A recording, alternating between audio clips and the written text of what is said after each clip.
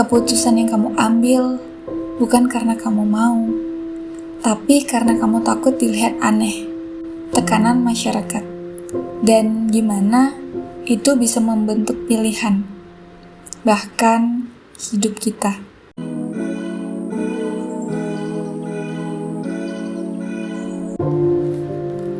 Satu cerita, satu suara, tapi mungkin kamu juga pernah ngerasainnya. Hai semuanya, selamat datang di audio kehidupan, suara kecil dari hidup yang sering kita pendam, dan ini suara yang mungkin juga kamu rasakan.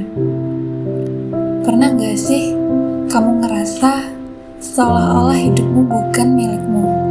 Keputusan yang kamu ambil bukan karena kamu mau, tapi karena kamu takut dilihat aneh, takut dikata kok beda sih, atau malah takut bikin malu keluarga. Di tengah dunia yang penuh sorotan, komentar, dan harapan orang lain, kadang suara kita sendiri tenggelam. Jadi, hari ini mari kita ngobrol sejenak tentang hal yang rasanya udah akrab banget, tapi jarang kita bahas serius, yaitu tekanan masyarakat, dan gimana itu bisa membentuk pilihan, bahkan hidup kita. Masyarakat jarang memaksa secara langsung, tapi tekanan mereka halus, nyaris tak terdengar. Lewat tatapan, lewat kalimat yang suka nanya, kamu kapan nyusul? Pernah gak ditanyain begitu? Lewat perbandingan, si itu udah sukses tahu. Loh, kok kamu belum? Mereka tak menunjuk-nunjuk, tapi mereka bisa membuat kita merasa harus memilih jalan yang sama. Jurusan kuliah yang katanya menjanjikan, pekerjaan yang katanya membanggakan, pasangan yang katanya pantas, waktu menikah yang katanya sudah saatnya.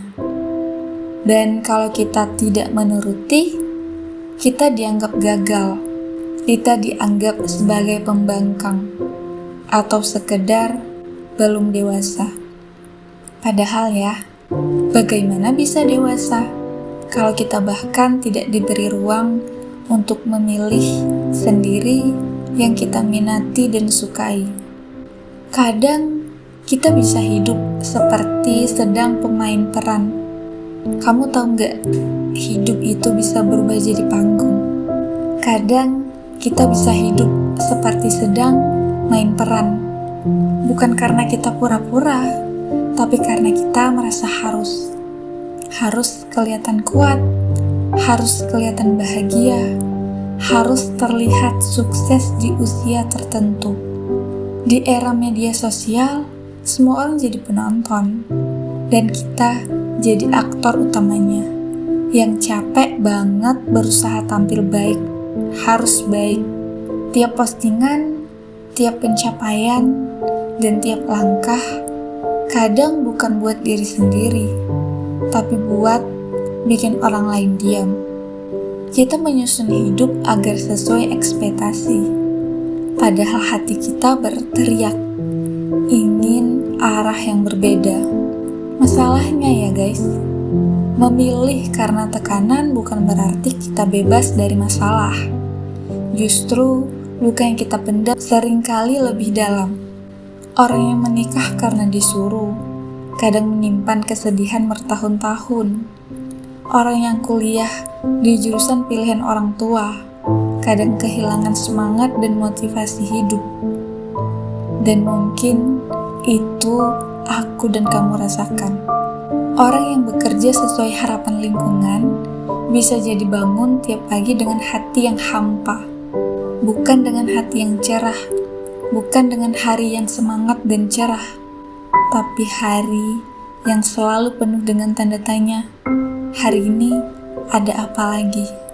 Pilihan yang tidak datang dari diri sendiri seringkali membunuh perlahan, bukan secara fisik, tapi secara mental dan emosional.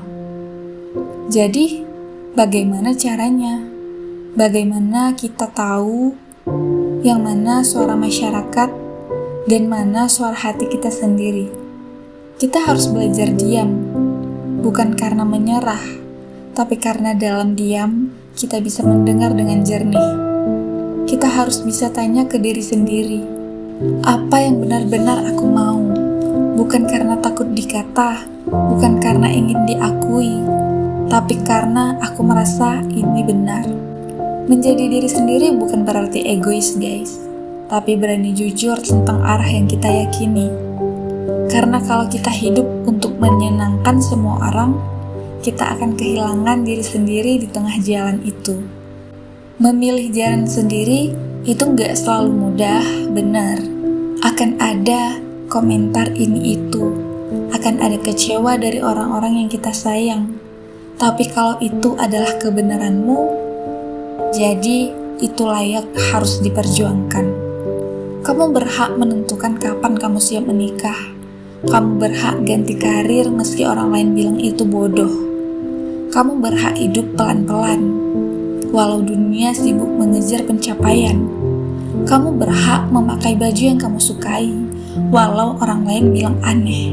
Kamu gak perlu hidup sesuai template, karena kamu bukan hasil cetakan pabrik. Kamu manusia dengan segala cerita, luka, dan arahmu sendiri.